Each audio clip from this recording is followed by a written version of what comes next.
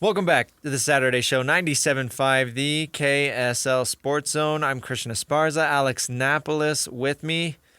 Thank you for making us a part of your Saturday morning. Alex, let's talk Jazz. Got to start it off with some news that came out on Monday. We were just talking in the break, like, this week was so long, I can't believe the John Collins trade happened on Monday. Like, that feels like ages ago already. And although it was a while ago, we still want to give our thoughts and opinions about it. Absolutely. In case you missed it, the Utah Jazz engaged in a 3-team trade, sending John Collins to the Clippers.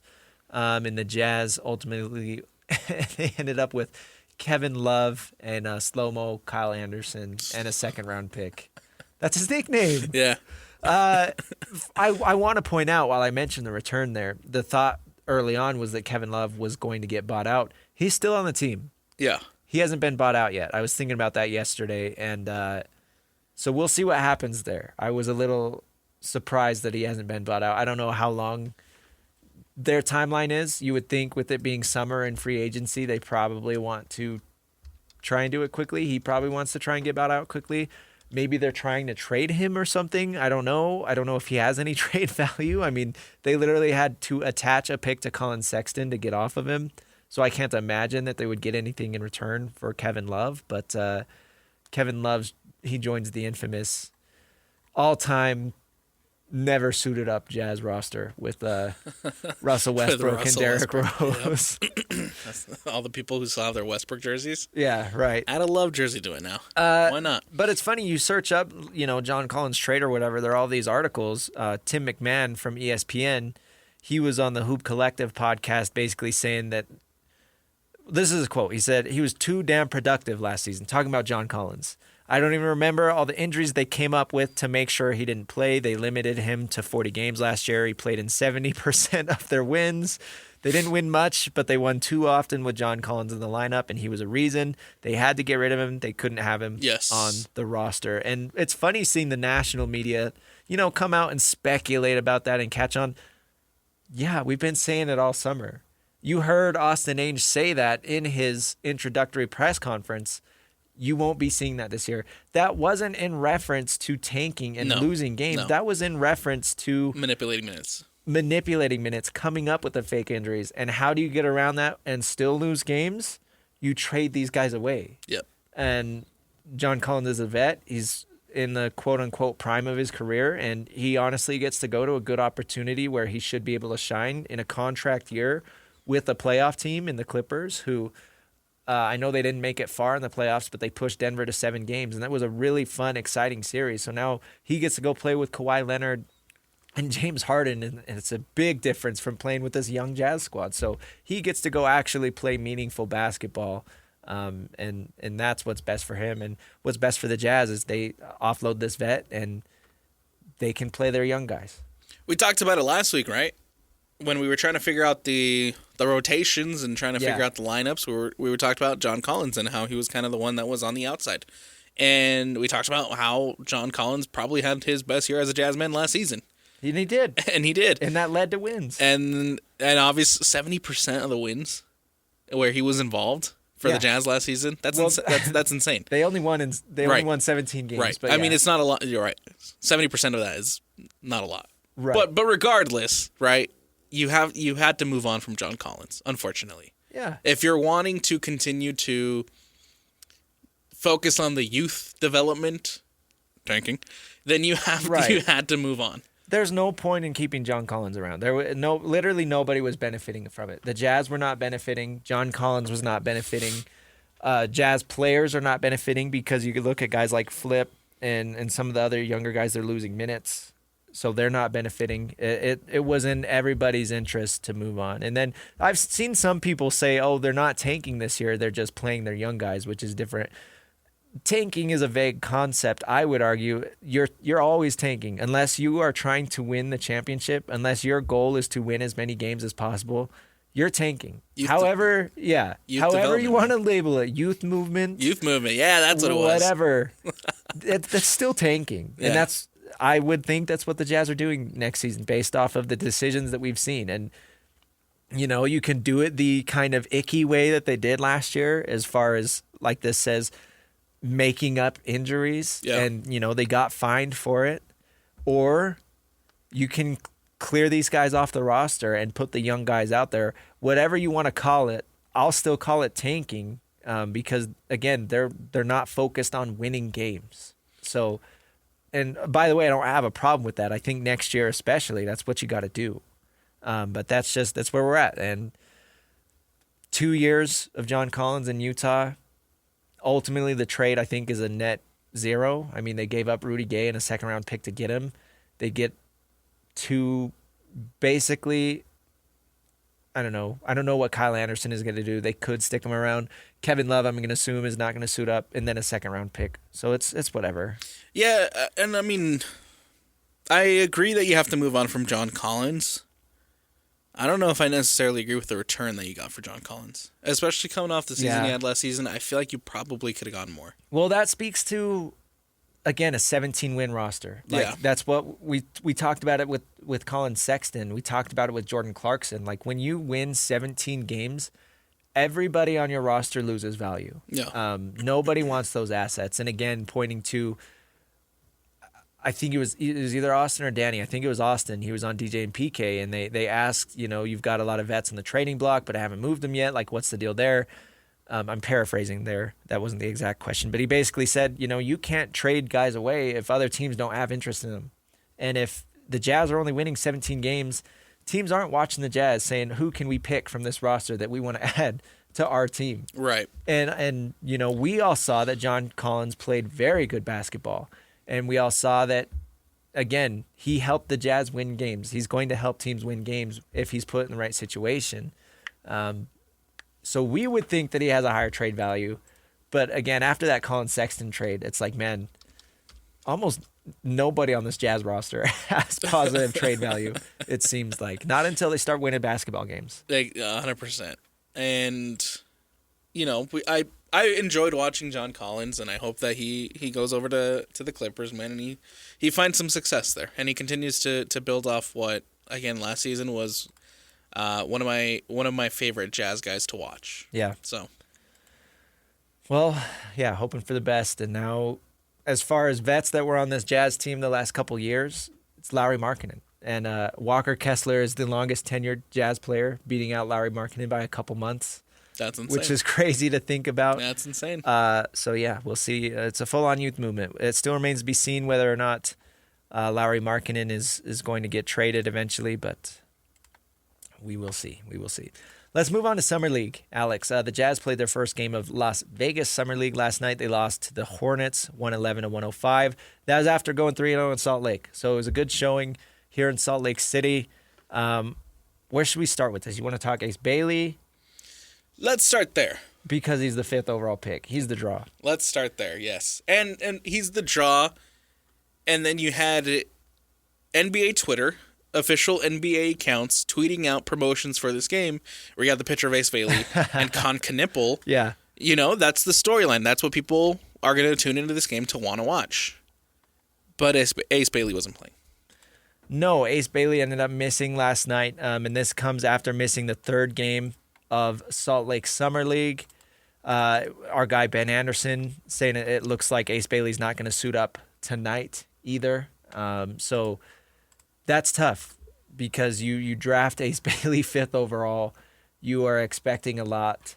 You are expecting to see some flashes in Summer League, and we did see some flashes, and you would hope to see that continue, but can't see it if he's not on the floor. So game 1, he looked okay. He really struggled from the field. What was he, 3 of 13 or something like that? Really struggled to put it in the net, but his rebounding stood out. And this is a guy who you talk about rebounding, and that's traditionally like your star players normally don't want to rebound as far as mentality-wise. Getting in there, digging out rebounds, being tough off the backboard. A lot of star players kind of shy away from that. But it was very clear from basically the opening tip, Ace Bailey was not afraid to get in there and grab boards. So even when he was quiet shooting, he's rebounding. And then that translated to a very good game 2. He made some tough shots. He had some good putback opportunities because of his rebounding. I think the big highlight there, and is probably his highlight from the Summer League, is he pulled down an offensive rebound and then hit like a one-step turnaround fadeaway, but he covered probably like 10 or 12 feet on the ground Right. with his one step and then his fadeaway because his legs are so long and his length up top is so long. Like if you look at where he started versus where he finished when he released the ball, like he caught it almost underneath the basket and then released the ball at the top of the key. Like, so he's got some real physical attributes that are very exciting there. And I think that was kind of, again, that's like when you think of Ace Bailey and what he can do, that's the highlight that you kind of envision. I think what stood out to me too for Ace Bailey, like you mentioned, the rebounds, but one of the things that stood out is the going and recognizing, look, okay, I didn't necessarily have the best first game. My first showing wasn't probably the best performance that I could have put out there. So what does he do in game 2? He steps up and has a much better showing, right? You mentioned the shot that the fadeaway shot that he had. He also had an impressive dunk where Collier just kind of alley-oops it up to him, and he's able to get it and dunk it. And then there's a couple instances where Collier got it out to him on the corner, and he hit some threes. Yeah. Right? And so that to me is what stood out is look, again, you didn't play your best, but you didn't let that affect you. You came back in the next game, and you showed not only the Jazz fans, but I mean the Jazz organization, you showed them what you are capable of and why they trusted you to go number 5. And he's still very raw from what we saw. He's still very raw, but you see the ceiling that he has. Yeah. I agree. The ceiling is very high, and that's why he goes 5th overall. I'm grinning because Ben trolled me and a lot of other people on Twitter. When I was talking about guys not playing tonight, the Jazz don't play tonight. Oh. Their next game is tomorrow. I was going to say, I didn't think they did back-to-backs in Summer League. You're funny, Ben. That was good. So, yeah, we'll see what the injury report looks like tomorrow to see if Ace Bailey's going to play. But anyway, I hope he does because he is the draw. And when you make a selection that you haven't had in that long, as far as the Jazz picking 5th overall, that's a big-time prospect. And you look at Ace Bailey in particular, just simply talking about prospect coming out of the draft, he's probably the best prospect the Jazz have had. And the ceiling is incredibly high with this dude, and everybody wants to watch him play. So hopefully tomorrow against the Warriors, we will see him suit up. But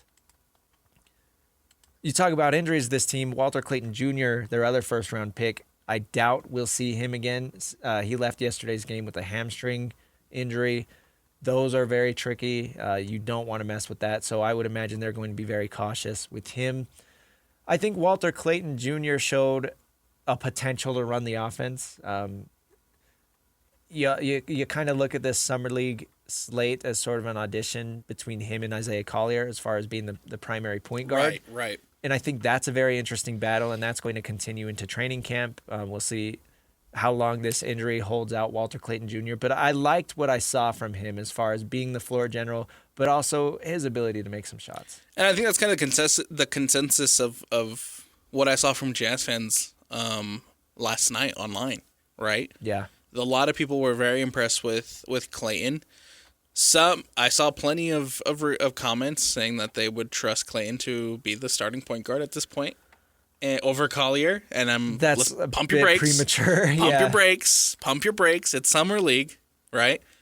I think Summer League is a great gauge to see of where these guys are, but you're not really going to know where these guys are until it's time to suit up for preseason. Until it's real NBA basketball. Exactly. This is fun, but this is a lot of guys that aren't going to. I mean, the Jazz are playing against a lot of guys that aren't going to be playing real NBA minutes. Of course, the Jazz are because it's the youth movement thing, right? But real quick, one more note on Summer League I want to talk about is Kyle Filipowski because he's a very intriguing player as far as what he brings to the table. He had some big games in Salt Lake, but then last night he was by far the Jazz's leading scorer. 32 points, 12 of 17 shooting, 3 of 7 from 3. He also grabbed 6 rebounds and then racked up 5 assists Like that's crazy. He picked up 8 fouls, which is funny. Summer League, you get 10 fouls. But Filipowski is this very interesting prospect on offense because he does it all. He passes, he shoots, he takes good shots. He's not hunting for a shot. He knows his spots and he gets to them. He knows his strengths and he plays to that. And that's good. And he scores a lot of points. We even saw in the regular season, he put up some big numbers last year as a rookie. But defensively, it's so hard to watch. Like even watching the Jazz's first Summer League game against Philly, one of their depth big men, Bona, was just bullying Kyle Filipowski possession after possession. Filipowski got outmanned. He got outstrengthed by this more physical, big, true center. And that's hard because it's like, okay, we'll slide him to the 4 spot, play power forward. And he's big. He's not nimble enough to really keep up with some other power forwards. We saw him get moved off his spot defensively because he's not fast enough laterally. He's not agile enough. So defensively, for as versatile as he is on offense, he's a square peg in a round hole on defense. And I'm curious to see what that ends up meaning for Kyle Filipowski's career, because it's one thing if you have a guard that can score on offense but can't do anything defensively. You can hide that.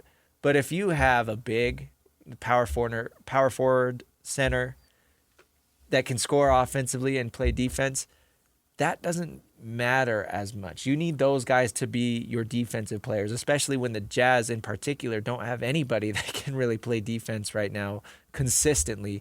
They need that on the interior, and to watch Kyle Filipowski kind of struggle so far in Summer League on defense, it's like, okay, that's where he needs to improve, because offensively he's got it. 100%. I mean, you look at the numbers, 12 for 17 last night. That's crazy. That's impressive. 32 points. Like, again, this is a good Summer League is a good gauge to see where these guys are, and I feel like last night we learned a lot about Kyle Filipowski. I feel like shot IQ is really good. He knows where to be, where to get his shots, and where to get his opportunities on the offensive side. However, as a big, I look at the 6 rebounds, and that's concerning. Yeah. That's like, you need to, as a big man, the interior defense has to be better. Well, especially in 30 minutes, you'd like to see more than 6 rebounds. Yes. But anyways, continue. And, I mean, Clayton Jr. got 6. Yeah. Collier had 6. Right? You want him to be a little bit more of your defensive anchor, and we didn't see that last night from Kyle Filipowski. So, yes, the glaring issue right now with him is the fact that the defense from him needs to be better. I am curious because you look at their starting lineup last night, and of course they kind of toyed lineups throughout the night, and you're dealing with injuries right now, so you don't know exactly how this is going to go. But the starting lineup was Walter Clayton Jr., Isaiah Collier, Cody Williams, Elijah Harkless, and Kyle Filipowski. So you're playing Kyle Filipowski as the center last night. I don't think Kyle Filipowski is going to be playing center in the NBA. So that's a bit interesting that he's doing that. Maybe they are going to play him at the 5 a little bit to be Walker Kessler's like true backup. But again, if Walker Kessler is this big defensive presence, but then your backup is the complete opposite of that, I don't know if that's the right way to go. Right. I think they could play together. I'd like to see them share the floor, which obviously maybe they will. I'm sure that Kyle Filipowski is going to be in the starting lineup alongside Walker Kessler. That's probably the plan for the regular season. But if that's the case, it's like, okay, why are you having him play center during the Summer League? But anyways, we'll see. I mean, that's the thing. Summer League is the opportunity to just try things out. It doesn't mean anything. It's just throwing spaghetti at the wall and seeing what sticks. So I guess we'll see. But overall, I mean, 3-0 in Salt Lake, and then they lose last night to Charlotte in a close game. It's fine. I think it's about what we expected. So. And then back in action tomorrow against the Warriors. Again, tomorrow, and we don't know the injury reports to correct my mistake from earlier. Hopefully, we'll see if Ace Bailey suits up. Hopefully Ace Bailey suits up, and hopefully we get to see an RJ Lewis, who right now is kind of playing for this roster spot, and we haven't really seen him. Same with Tanji, man. Yeah. I think that those are guys that you need to have on the floor in these type of situations to see if they can compete for a spot on the roster. And I feel like I know it's, you don't really have control over it because, I mean, there are injuries, but I feel like it's a disservice to them right now that they're not on the court proving themselves. Oh, they need, like, you look at Tanji and Lewis specifically. Yeah. I mean, everybody else dang near on this roster is a first-round pick within the last 3 years. Right. I know Kyle Filipowski was second round, but that's top of the second round, and I believe they gave him a fully guaranteed deal. So it's a bit of a different situation. You know, you can essentially call him a first-rounder with an asterisk. Anyways, you look at Tanji, you look at RJ Lewis, second-round pick and an undrafted free agent, like, those are the guys that Summer League is for, because they are fighting for their NBA careers. They are fighting for roster spots. So I hope that they get over their injuries quickly. As you mentioned, they're probably very real injuries because this is a very important situation. And for them to not be out there, it's like, oh, yeah, that's when they need to be out there. Right. So I hope we can see them soon because I am curious in both of those prospects. 3 games left, and so there's still a little bit of time, but hopefully we can see them on the court, man. And if they don't end up playing in Summer League, it's not the end of their careers. I mean, they still have it's literally just getting started. So it's not a nail in the coffin or anything. They still have opportunities to prove themselves, you know, in practice and training camp and with the stars and things like that. But you would like to see them in Summer League in game time situations. So again, hopefully we can see them soon. We got to take a break. Coming up next, we will talk more about the Jake Retzlaff situation. He announced yesterday that he is withdrawing from the BYU football program. We'll talk about what that means for him and the Cougars next. It's the Saturday Show, 97.5, the KSL Sports Zone. Welcome back to the Saturday Show, 97.5, the KSL Sports Zone. I'm Christian Esparza, Alex Napoles with me. Thank you for tuning in, making us part of your Saturday morning. Time for 5 minutes of. Got a few more things to talk about. Not a lot of time left, so we'll jump around a little bit. Let's start with this. Alex, yesterday, Jake Retzlaff speaks up, releases his first statement since, May 21st, I think was the date, when the civil lawsuit was filed towards him. I know his lawyer released a statement on his behalf, but this is the first thing that we have heard from Jake Retzlaff. Of course, the case has since been dismissed. So this is the aftermath. This is what Jake Retzlaff had to say. After a lot of prayer, reflection, and conversations with those I trust, I've made the difficult decision to officially withdraw from BYU and step away from the BYU football program.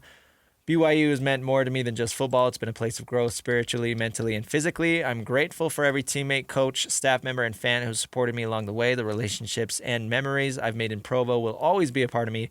That said, I'm excited to turn the page and embrace the next chapter. My journey is far from over, and I'm more motivated than ever to keep chasing my goals. Signing off, Jake Retzlaff, a.k.a. BYU. That was a little crazy with the nickname that he, got to point out, he called himself that. He was the one that kind of pushed that nickname. Anyway, I mean, this is not... It's closure, right? But it's not a surprise. This is what we kind of all expected. We knew that BYU was planning on suspending him for 7 games because of the honor code violation. And once that came out, it's like, he's probably going to transfer. So when this came out yesterday, one of the questions that me, JJ, and Alex Curie had was why there is a transfer portal that is open right now for the DSAs, the guys who got cut and didn't make the 105-man roster. Yeah. And, one of the questions that we had was why BYU didn't cut him, give him the DSA designation, and let him jump into the portal. Mitch Harper cleared that up phenomenally on a video that he posted on KSL Sports on social media. The deadline to be a DSA was April 7th. Yeah. So clearly, we've missed that timeline for Jake Retzlaff. Again, May 21st was when that civil lawsuit was filed, so nobody even knew about this. Right. April 7th. So that deadline was missed. That's why Jake Retzlaff can't be a DSA and can't enter the transfer portal. The one that is technically open right now. Yeah. So, in order to continue to play, he withdraws from BYU, and will now probably try to find a place to walk on. Yeah. and He's going to have to walk on to somewhere. finish off his senior year. He's got time. Training camps aren't starting for another couple weeks, so, I mean, it's not a ton of time, but he has time. Things move quickly in the college world. I would highly advise you to go listen to Mitch Harper with JJ and Alex yesterday. I listened to that interview on the way in. It was great. Mitch did a good job of answering a lot of questions. He's always on point. Go read his stuff at kslsports.com. It's like I said, it's a resolution. Yes. Kalani was asked about Jake specifically at media days, and he was just like, I'll wait for Jake Retzlaff to talk about it. He's like, I don't want to speak on his behalf. I want to respect him and let him be the one to talk about it. So just a couple days after, Jake Retzlaff releases his statement, and everybody can move on. BYU can move on towards their quarterback battle. That's going to be fun next few weeks, and we'll see what happens. And then Jake Retzlaff can move on and try and find a new home. Right, and I think that's the most important thing from the BYU perspective and the BYU standpoint. You don't have this lingering question of whether or not Jake Retzlaff is going to play, whether or not he's going to stick around after he serves his suspension. Right, there's clarity. His plans, he's going to leave, and he's going to move on, which in turn means that you need to move on and find your quarterback. Yeah. And that's the most important thing, right? I think when you look at a guy like Chase Roberts, he's going to want to know who's throwing him the ball, right? And so if there was going to be lingering conversations and lingering questions of who your starting quarterback was going to be, obviously right now you're entering a quarterback battle, but now you don't have the lingering question of Jake Retzlaff. Retzlaff moves on, you move on, and now you're focused in on your quarterback battle, and I think that's huge. Yeah, everybody's just excited to get the product on the field, right? And I think we're all excited to just close this chapter because it's been a crazy saga from start to finish. It really has. And now we get to move on. Some other news locally, a big one, unfortunately, a few days ago, Frank Layden passed away at age 93. And that was huge because you look at where Utah sports are right now, and I can confidently say, and I think everybody else would agree, Utah sports, all of them, whether it's the Mammoth or the Jazz, obviously, or even RSL to an extent, and you could even throw the Bees in there, like they would not be where they're at without Frank Layden. And that's how important he was in bringing, obviously he played a part in bringing the Jazz here. He was an executive there, but then he was also a longtime coach in their first era here. Like he's a very iconic figure. If you throw up Mount Rushmore of Utah sports figures, Frank Layden's on there. 100%. And his impact that he had on this team and this state and this market is still being felt today, 45 years later. So it's tough. So rest in peace, Frank Layden. And again, thank you to everything that you've done for the Jazz and for Salt Lake City and the state of Utah. True Utah through and through. Drafted John Stockton. Drafted Malone. As the executive, right? Mm-hmm. Picked Jerry Sloan on his coaching staff and then ultimately decided to help Sloan get the job. Ultimately steamrolled. Following him up. Yeah, steamrolled a franchise that needed to start turning in a direction to win, and was the architect of a team that made 2 NBA finals. Yeah, and again, like that's what, of course, collegiately you've got BYU and Utah, but like professional sports in Utah are built off of those 2 finals appearances. Yeah. Like that's been the peak of professional sports here in Utah, and you don't get there without Frank Layden. And you don't have the Utah Mammoth. Like with all these dominoes that fall, you don't have the Mammoth here without Frank Layden. Like it's again, his impact is still being felt to this day, even though he hasn't been involved with the Jazz for a relatively long time. So that's always tough news when you see somebody like that go, especially with who we work with, right? Everybody knew him. We never got to meet him. But everybody knew him or at least knew somebody that knew him, right? And Right. immediately after the news came out, you guys had Thurl Bailey on, who Thurl played for Frank Layden. And he was able to come on and talk about his impact on both Thurl Bailey's life and then the Jazz as well. So that was tough news earlier this week. He leaves behind a very important legacy, man, and we wish nothing but the best for him. I mean, for his family. Yeah. Yeah. All right, we got to take a break. Coming up next, we will wrap the show up. Stay with us. It's the Saturday Show, 97.5, the KSL Sports Zone. Welcome back to the Saturday Show, 97.5, the KSL Sports Zone. I'm Christian Esparza, Alex Napoles with me, wrapping up another edition before you can, we'll let you loose and go enjoy your weekend here shortly. But, Alex, we've still got a lot of news left. Left it out of last segment. I wanted to talk about it here because I have an actual kind of good comparison that I think you can let me know. Anyways, we'll talk about this here. Diana Sabau, Utah State Athletic Director.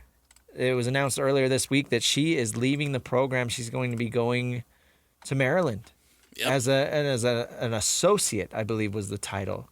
So a lot of people were kind of confused by that. Senior Deputy Athletic Director. That's the title. Thank you. Yeah.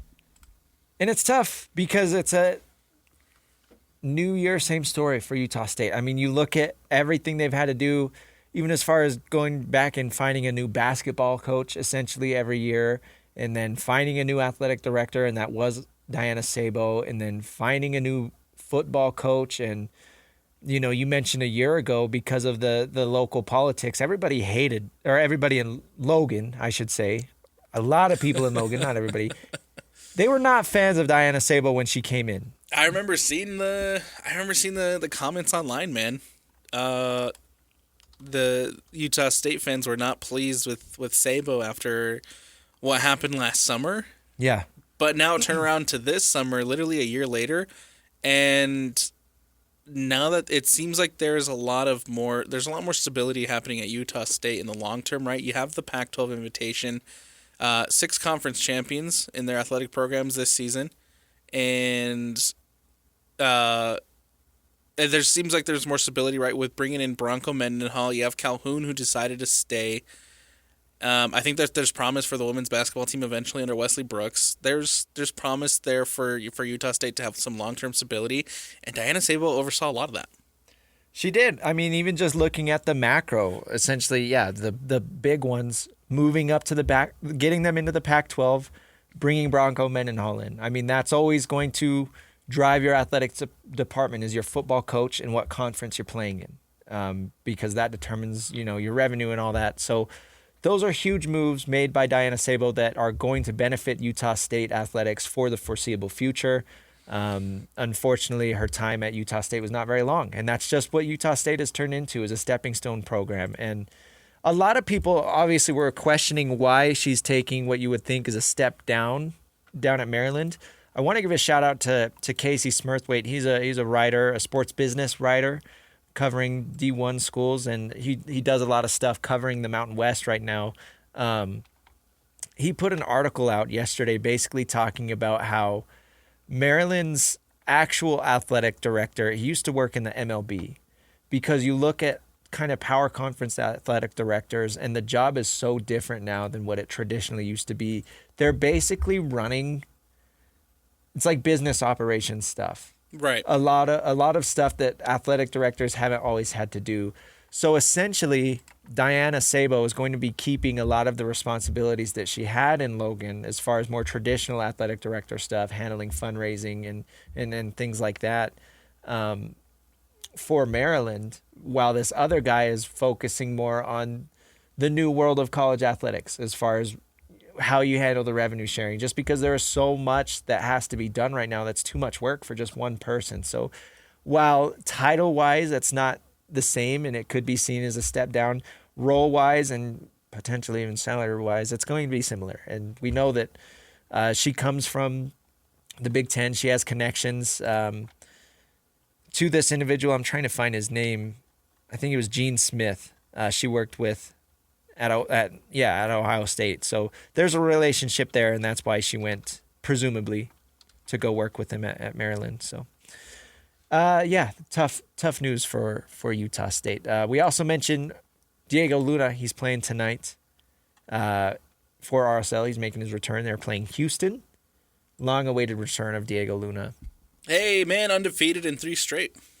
Yeah. Can RSL make it 4? Houston coming to town. At America First Field, so if you don't have tickets, go be there.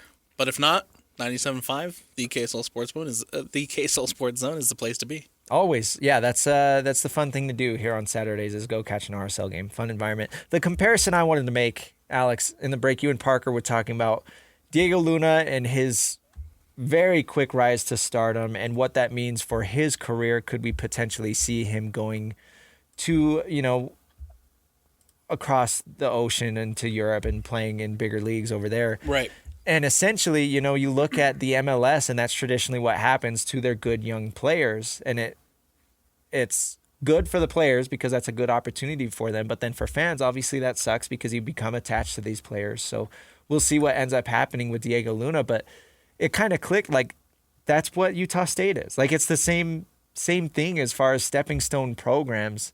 So I don't have anywhere to go with that comparison. It just no, I think it's a good one. It clicked in my mind. I mean, they're very similar, and it's very hard because you get attached to a Danny Sprinkle, right? You get attached to a Diana Sabau, and then they ultimately end up leaving for greater jobs higher up because their end goal is not to be here. Their end goal is to be higher, and hopefully with the move to the Pac-12, hopefully for Utah State's sake, that will change. I know it's not the same Pac-12 that we saw, with Utah running things, but you would think with some more reputation, maybe one day there will be people that are like, oh yeah, I want to be here. I think regardless, the future for Utah State is bright. Yeah. I think, like we mentioned, Sabau laid out a really good blueprint on how this team can be successful long term. Yeah. By bringing in the coaching staffs that she did, by bringing in by making that move to the Pac-12, and there's a foundation there that has been built. Now it's up to the next person to continue to build that pillar, and continue to build those walls, and make Utah State not just a stepping stone program, but a program that can really be competitive and win some championships in the Pac-12 too, and maybe be one of these programs that arises as one of the new stars of this new conference. On one hand, it's hard because you have Danny Sprinkle in place and Bronco Mendenhall in place, it's good because they are very well-respected coaches. Sprinkle went to the Calhoun. Dude, I'm on like my 4th coach in 3 years. I know. Calhoun, you're right. My apologies. I was going to say that's not right. Anyways, Calhoun takes them to the NCAA tournament in his first year in Logan. Right. He's well respected. He knows what he's doing. Bronco Mendenhall. We can go on and on. So it's nice to have those guys already in place for the upcoming athletic director. But then it's hard because he didn't pick those guys. Those are Sabau's guys. Sabau picked Calhoun. Sabau picked Mendenhall. So I'm curious to see what that relationship ends up looking like with the new athletic director coming in who didn't pick the coaches in place. But if they keep winning, there's no reason to not keep them around. And I trust them to keep winning. The new athletic director is coming into a very good situation. Exactly. And that's the situation. As long as, this is Bronco Mendenhall's first year, right? He still has to prove it. But he's earned the respect because of what he's done in this state in the past. Yeah. With BYU. Yeah. Right? As long as the teams are winning and being successful, there's they're great coaches. Yeah. Right? There's no reason to tinker with that. So we'll see what, like you mentioned, what that relationship ends up being. All right. That wraps up another week for us. Thanks for listening, and we'll catch you next Saturday. It's the Saturday Show, 97.5, the KSL Sports Zone.